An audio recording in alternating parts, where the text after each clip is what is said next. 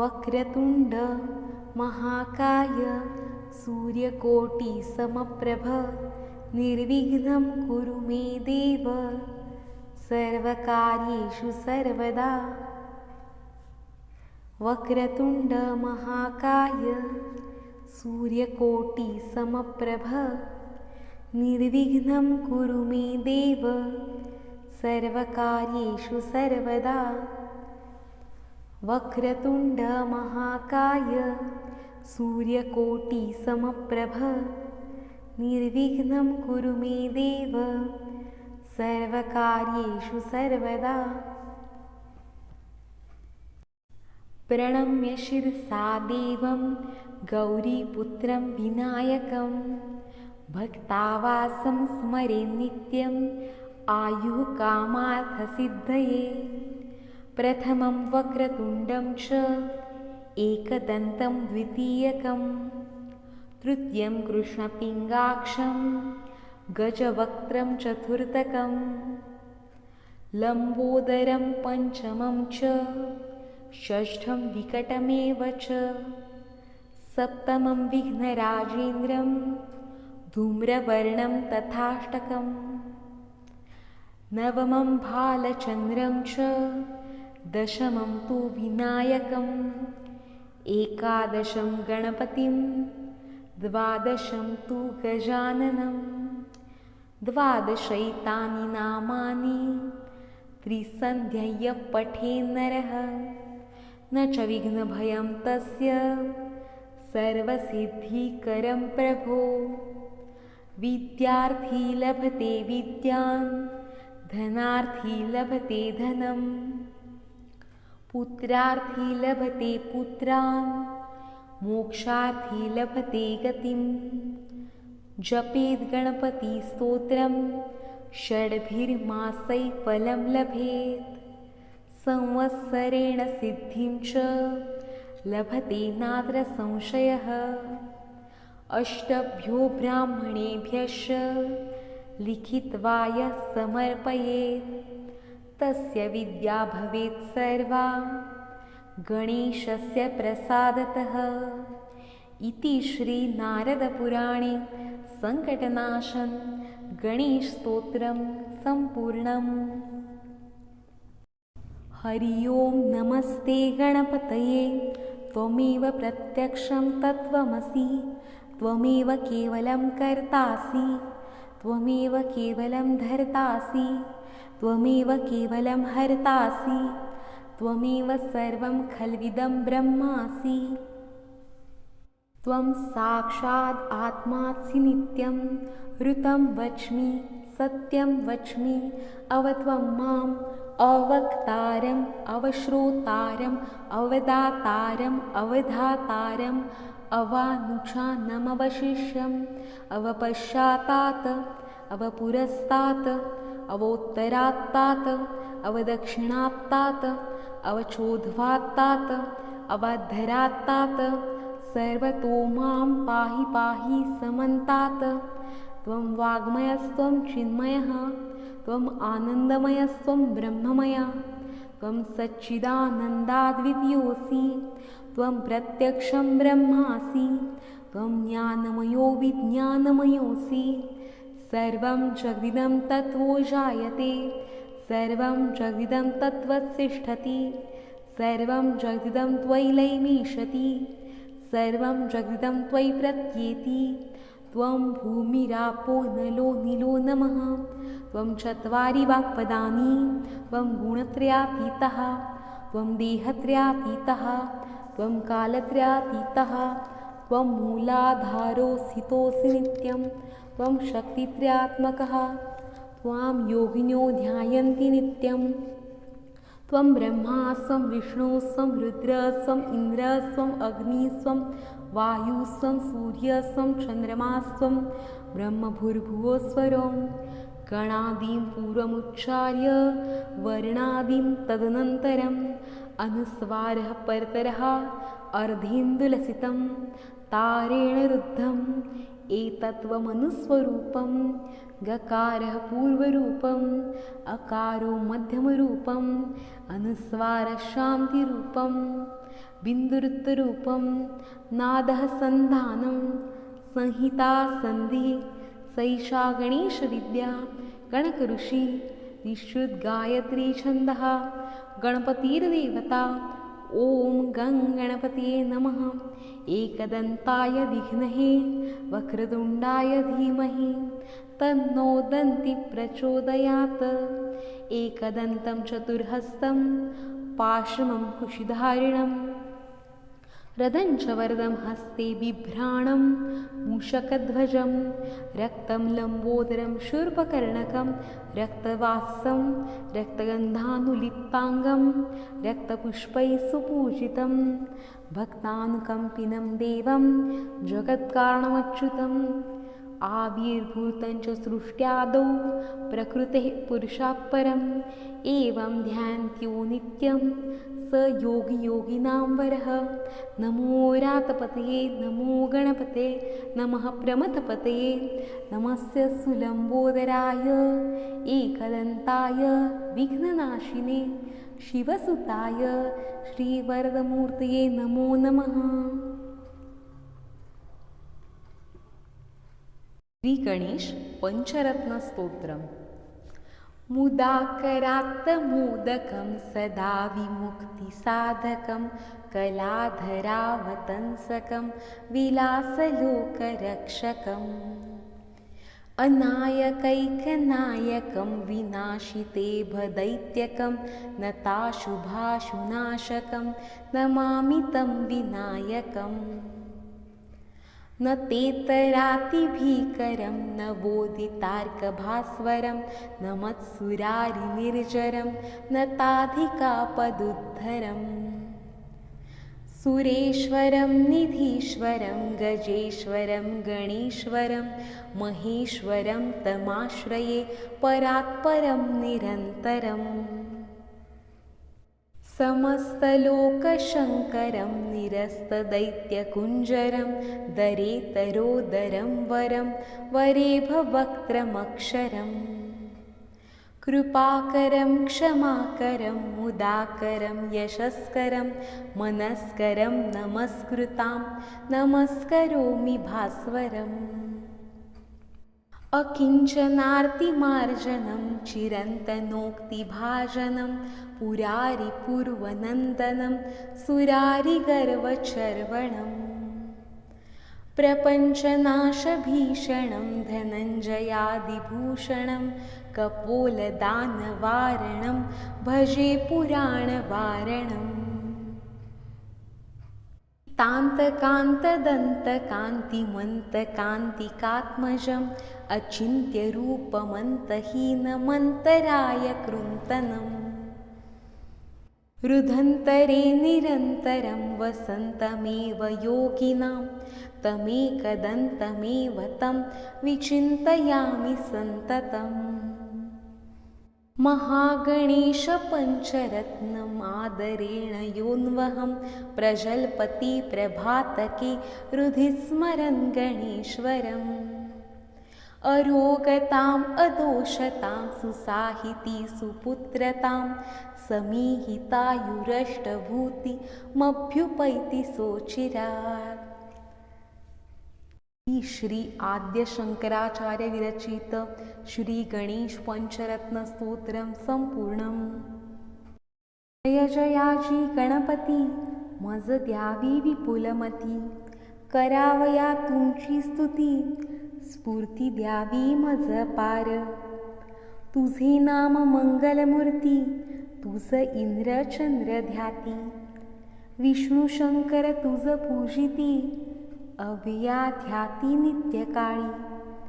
तुझे नाम विनायक गजवदना तू मंगलदायक सकल विघ्ने कलिमल दाहक नामस्मरणे भस्म होती। मी तव चरणांचा अंकित तव चरणा माझी प्रणिपात। देवाधिदेवा तू एकदंत परिसे विज्ञापना एक माझी। माझा लढीवाळ तुझ करणे सर्वांपरी तू मज सांभाळणे। संकटा माझी रक्षिणे सर्व करणे तुझ स्वामी. गौरीपुत्रा तू गणपती, परिसावी सेवकांची विनंती. मी तुमचा चरणार्थी, रक्षणे सर्वार्थीची स्वामिया. तूच माझा बाप माय, तूच माझा देवराय. तूच माझी करशी सोय, अनाथनाथ गणपती. गजवदना श्री लंबोदरा, सिद्धिविनायका भालचंद्रा. हेरंबा शिवपुत्रा, विश्वेश्वरा अनाथ बंधू. भक्तपालका करी करुणा, वरद मूर्ती गजानना. परशुहस्ता सिंदूरवर्णा, विघ्ननाशका विश्वमूर्ती. विश्ववदना विघ्नेश्वरा, मंगलाधीशा परशुधरा. पापमोचना सर्वेश्वरा, दीनबंधू नमन माझे. नमन माझे विघ्नहर्ता, नमन माझे एकदंता. नमन माझे गिरिजासुता, तुझ स्वामिया नमन माझे. नाही आशा स्तुतीची, नाही आशा तव भक्तीची. सर्व प्रकारे तुझ्या दर्शनाची, आशा मनी उपजली. मी केवळ मूढ अज्ञान, ध्यानी तुझे सदा चरण. लंबोदरा मज दे दर्शन, कृपा करी जगदीशा. मतिमंद मी बालक, तुची सर्वांचा चालक. भक्तजनांचा पालक, गजमुखा तू होसी. मी दरिद्री अभागी स्वामी, चित्त जडावे तुझ्या नामी. अनन्य शरण तुझला मी, दर्शन देई कृपाळुआ. हे गणपती स्तोत्र जो करी पठण, त्यासी स्वामी दे अपार धन. विद्या सिद्धीचे अगाध ज्ञान, सिंदूरवदन देईल पै. त्यासी पिशाच भूत प्रेत, न बाधिती कदा काळात. स्वामींची पूजा करून यथास्थित, स्तुती स्तोत्र हे जपावे. होईल सिद्धी क्षणमास हे जपता, नवे कदा असत्य वार्ता. गणपती चरणी माथा, दिवा करे ठेविला. इति श्री गणपती स्तोत्रम संपूर्णम. श्री गजाननर्पणमस्तु. शुभं भवतु. एकदन्तं महाकायं तप्तकाञ्चनसन्निभं, लम्बोदरं विशालाक्षं वन्देऽहं गणनायकम्. मौञ्जीकृष्णाजिनधरं नागयज्ञोपवीतिनं, बालेन्दुसुकलामौलिं वन्देऽहं गणनायकम्. अम्बिकाहृदयानन्दं मातृभिः परिवेष्टितं, भक्तिप्रियं मदोन्मत्तं वन्देऽहं गणनायकम्.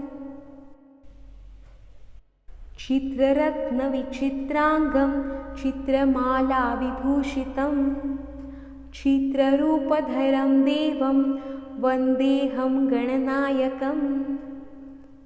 गजवक्त्रं सुरश्रेष्ठं कर्णचामरभूषितं, पाशाङ्कुशधरं देवं वन्देऽहं गणनायकम्. मूषकोत्तममारुह्य देवासुरमहाहवे, योद्धुकामं महावीर्यं वन्देऽहं गणनायकम्. यक्षकिन्नरगन्धर्व सिद्धविद्याधरै सदा, स्तूयमानं महाबाहुं वन्देऽहं गणनायकम्. सर्वविघ्नहरं देवं सर्वविघ्नविवर्जितं, सर्वसिद्धिप्रदातारं वन्देऽहं गणनायकम्. गणाष्टकमिदं पुण्यं यः पठे सततं नरः, सिद्ध्यन्ति सर्वकार्याणि विद्यावान् धनवान् भवेत्. इति श्रीगणनायकाष्टकं सम्पूर्णम्। गजानन नमस्तुभ्यं सर्वेषां बीजरूपिणे, निर्बीजाय गणेशाय विघ्नानां पतये नमः। अनन्तायैकदन्ताय हेरम्बाय नमो नमः। चतुर्भुजाय सर्वेश सर्वपूज्याय ते नमः। सर्वसिद्धिप्रदात्रे च सुरासुरमयाय ते, सिद्धिबुद्धिप्रचालाय सिद्धिबुद्धिपते नमः। अगुणाय गुणेशाय गुणरूपाय गौणिने, मायामयाय मायाया शालकाय परात्मने, सर्वादये महोदार पराक्रम परायते, स्वानन्दवासिने तेस्तु नमः स्वानन्ददायिने, योगाकाराय योगानां स्वामिने शान्तिदायिने, ब्रह्मणस्पतये तेस्तु ब्रह्मणां ब्रह्मणे नमः। अनाधाराय सर्वेषाम् आधाराय नमो नमः। आदिमध्यान्तहीनाय विमध्यान्ताय ते नमः। परश्वङ्कुशहस्ताय त्रिनेत्राय महोदर, नमो मूषकवाहाय मूषकध्वजिने नमः। नमो नमस्ते सकलाय धाम्ने, सदा सुखानन्दकराय पात्रे, जगत्सुस्रष्टे सकलस्य हन्त्रे, गुणैर्विहीनाय गणाधिपाय, विदेहरूपाय पराय भोक्त्रे, बोधेन हीनाय सुसाङ्ख्यकाय, सदा स्वबुद्धौ परसंस्थिताय, गजात्मरूपाय नमो नमस्ते।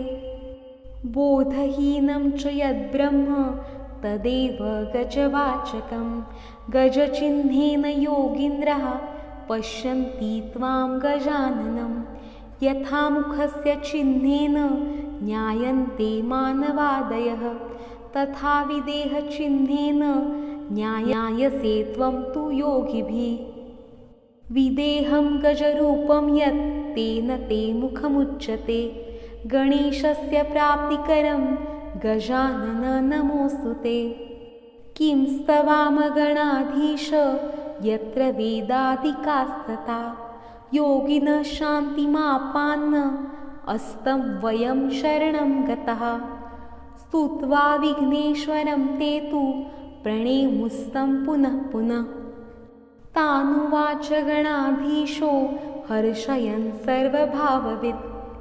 फलश्रुति गजाननुवाच, स्तोत्रं भवत्कृतं देवा ईश्वरा मुनयश्च मे, सर्वसिद्धिप्रदं पूर्णं भविष्यति निरन्तरं, यद्यदिच्छति तत्तद्वै दास्यामि भक्तियन्त्रितः, पठनाच्छ्रवणादस्य सन्तुष्टो अहं विशेषतः, वरदोऽहं वृणुतवो दास्यामि वरमीप्सितं, तपसा भक्तिभावेन स्तोत्रेण तुष्टिमागतः।